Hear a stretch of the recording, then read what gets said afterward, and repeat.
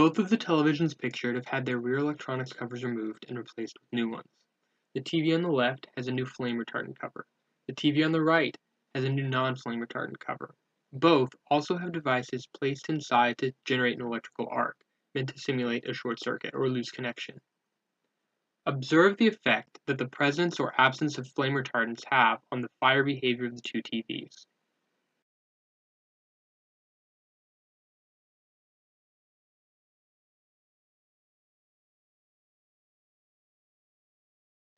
This difference underscores the importance of using flame retardant materials in consumer electronic devices, which have become ubiquitous in modern households.